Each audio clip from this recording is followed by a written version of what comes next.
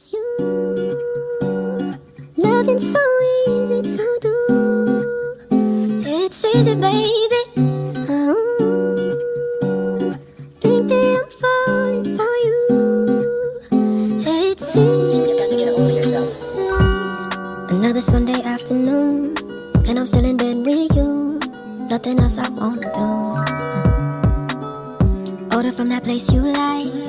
We don't need to go outside. Something about you feels so right. Can we stay like this forever? White dress or whatever. I keep dreaming there's somewhere that we grow old together. It's you,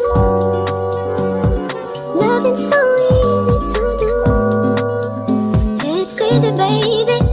Oh, think that I'm falling for you. It's easy.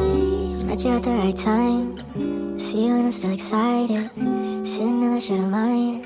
A little bit but I like it. Halo teman-teman semua, pernah gak sih kalian ingin melakukan kerjasama tapi bingung apa strategi yang harus diterapkan? Nah, kali ini saya akan membawakan materi mengenai strategi dalam bernegosiasi. Tapi sebelum itu, strategi itu apa sih? Menurut Mintzberg dan Quinn 1991, strategi merupakan pola atau rencana yang terintegrasi dengan tujuan perusahaan yang membutuhkan serangkaian aksi untuk mencapai tujuan secara keseluruhan. Mari kita bahas satu persatu bagaimana strategi dan klasifikasi berdasarkan kepentingannya. Yang pertama adalah kolaborasi. Jenis negosiasi kolaborasi adalah negosiasi yang melibatkan semua pihak. Semua pihak dalam bernegosiasi akan menyuarakan keinginan serta pendapatnya. Hal itu akan menjalin kolaborasi keinginan dan kepentingan yang digunakan untuk mendapatkan solusi yang terbaik. Pada model ini berpikir dengan mendapatkan kedua level kepentingan itu, model strategi kolaborasi dapat menghasilkan negosiasi yang baik serta relasi yang terjaga. Berikut adalah contohnya. Baik, sekiranya cukup ya penjelasan dari kamu. Saya tertarik untuk mengikuti kolaborasi ini. Oke, baik. Jadi yang sudah saya jelaskan tadi bahwa perusahaan ibu dan perusahaan saya akan bekerja sama agar kita bisa menghasilkan citra perusahaan yang baik. Bagaimana dengan surat tadi persetujuan tadi itu, apakah ibu setuju dengan hasilnya? Menurut benefits yang telah kamu sebutkan tadi, menurut saya ini cukup ya untuk kita cukup meyakinkan untuk kita mengikuti kolaborasi ini. Kita akan sama-sama meningkatkan citra perusahaan dengan baik ini. Oke, saya Adil, saya setujui kolaborasi ini. Terima kasih Hermina atas kerjasamanya. Terima kasih. Yang kedua adalah akomodasi. Untuk negosiasi akomodasi, seluruh pihak yang ikut melakukan negosiasi hanya mendapatkan keuntungan sedikit.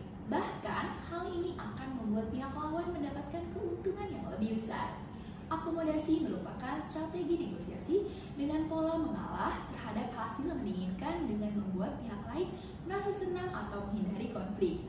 Bisa digunakan dalam short term, menghindari konflik, atau long term agar hubungan kerjasama baik dan berlanjut. Sehingga strategi akomodasi hanya mendapatkan relasi yang terjaga tanpa ada hasil negosiasi yang baik.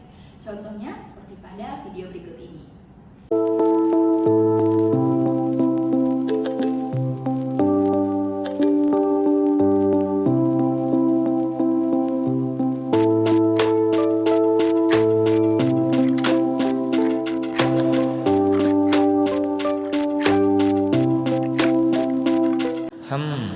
Kalau dilihat dari proposalnya sih ini lebih banyak akan benefit ke perusahaan mereka ya dibanding ke perusahaan ini.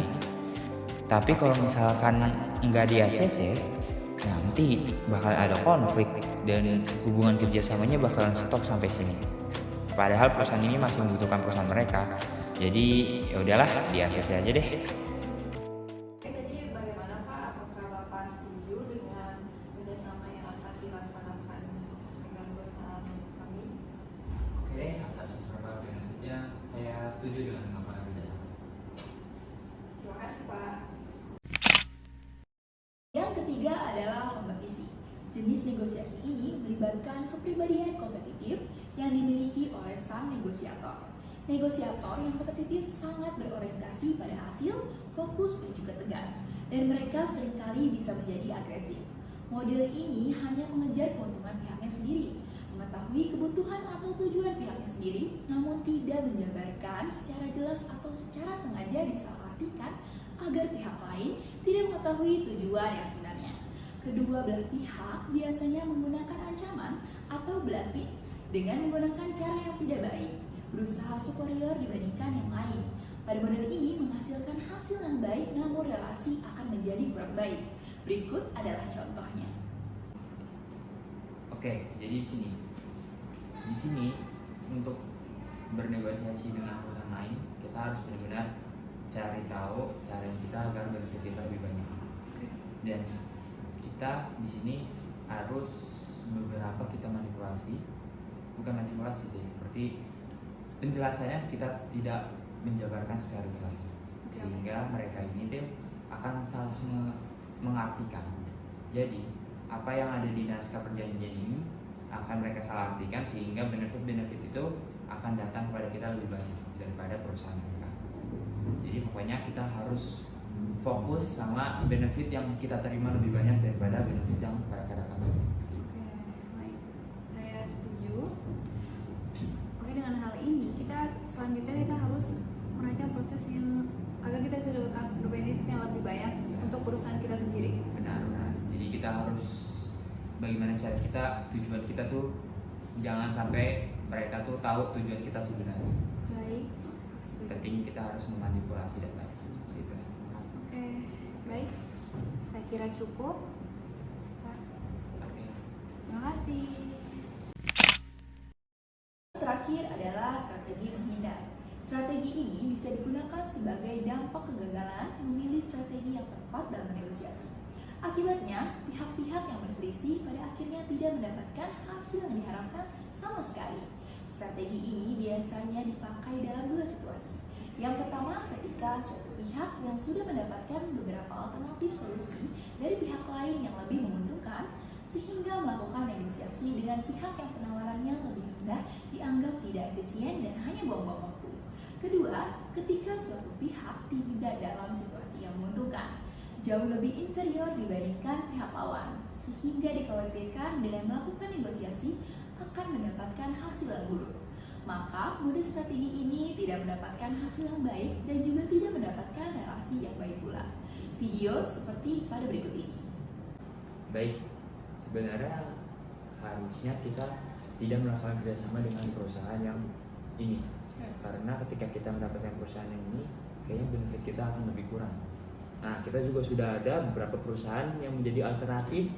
Ketika kita bekerja sama dengan perusahaan ini, kita bakalan benefit yang lebih banyak daripada perusahaan yang satunya. Bagaimana menurut? Ya benar, jika kita bekerja sama dengan perusahaan ini, kita akan dapat sedikit benefit dibandingkan dengan perusahaan lain yang ada menawarkan lebih banyak, lebih besar keuntungannya. Oke, jadi kita lebih menarik kerjasama kita pada perusahaan ini ya? Ya, betul. Oke. Baik, menurut saya jika kita terus melanjutkan kerjasama dengan perusahaan tersebut, kita akan mengalami kerugian sangat drastis, sehingga hal ini akan menurunkan citra perusahaan kita menjadi semakin turun. Betul sih Bu, kalau dilihat dari data yang saya peroleh juga, perusahaan kita akan mengalami kerugian yang cukup tinggi kalau misal kita tetap jadi kerjasama dengan perusahaan itu. Jadi lebih baiknya gimana? Oke, saya putuskan kita tidak melanjutkan kerjasama dengan perusahaan tersebut demi citra perusahaan kita agar tetap baik. Setelah perusahaan kami melakukan pertimbangan sebelumnya, perusahaan kami memutuskan untuk tidak dapat melakukan kerjasama dengan perusahaan ibu karena ada beberapa pertimbangan yang telah kami pikirkan dan beberapa alasan yang telah kami pertimbangkan pula. Baik, begitu pula dengan perusahaan kami, Pak. Kami juga sudah berdiskusi dan memutuskan untuk tidak menjalin kerjasama lagi dengan Bapak.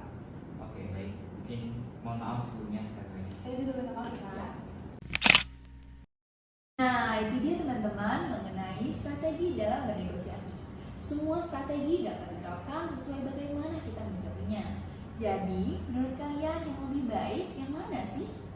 Demikian penjelasan dari saya. Semoga bermanfaat dan bisa kalian terapkan dalam negosiasi. Sekian dan sampai jumpa.